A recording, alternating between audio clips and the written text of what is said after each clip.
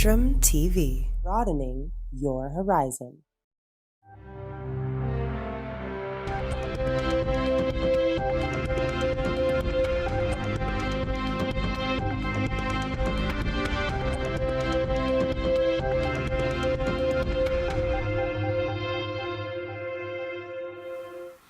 Hello and welcome to Spectrum News at 2. I am Beat O'Brien coming to you live from the beautiful hills of Ibiakoruan.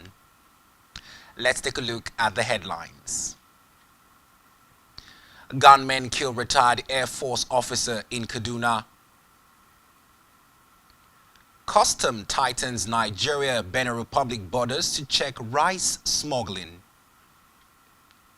Poland warns of armed escalations on its borders with Belarus. Awoniyi ahead of Messi and Ronaldo in Golden Shoe Award. Details of these stories and more in a moment.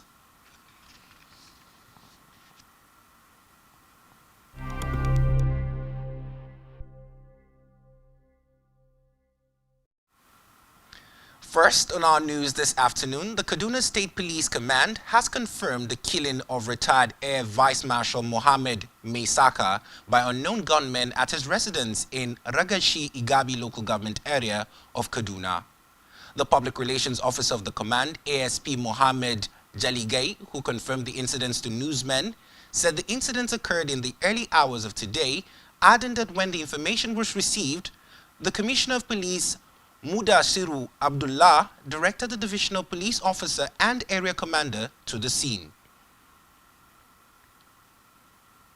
Away from that, the Nigerian Customs Service says it has tightened security at the nation's border with the deployment of more of its officers, particularly between the borders of Nigeria and the Republic of Benin. According to the Deputy Public Affairs Officer of the service, Timi Bomodi, the move became imperative and was aimed at curtailing the activities of rice smugglers. Bomodi added that the service was always proactive in checking the activities of smugglers, especially towards the end of the year when rice smuggling is expected to be on the increase, and assured that more officers will be deployed to check smuggling activities along the nation's borders.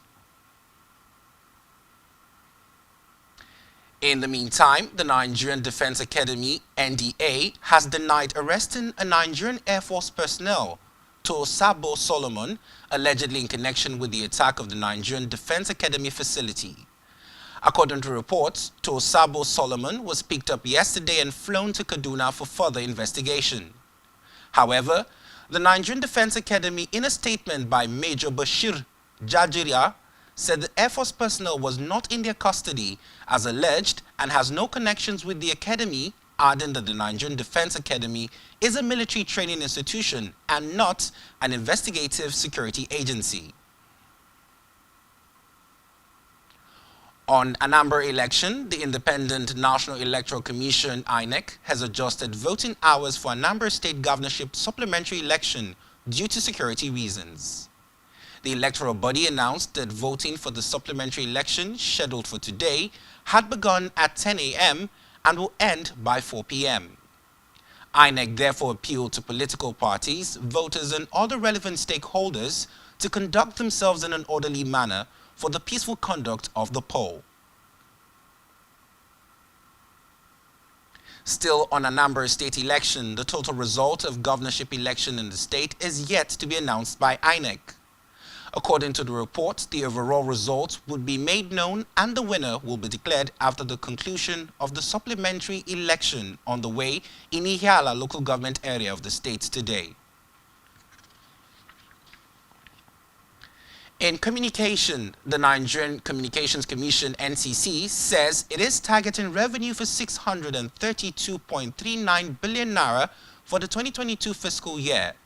Executive Vice Chairman of the Commission, Professor Umar Dambata, said this during a budget defense before the National Assembly Joint Committee on Communications in Abuja. According to him, the 632.39 billion naira targeted revenue will comprise expected proceeds from 5G spectrum auction. As made up of the capital and the special projects, 71.782 billion. The whole aggregate expenditure, both recurrent and capital comes to 158.024 billion. Transfers to USPF is estimated at 7.5 billion, and transfer to the federal government is estimated at 466.868 billion.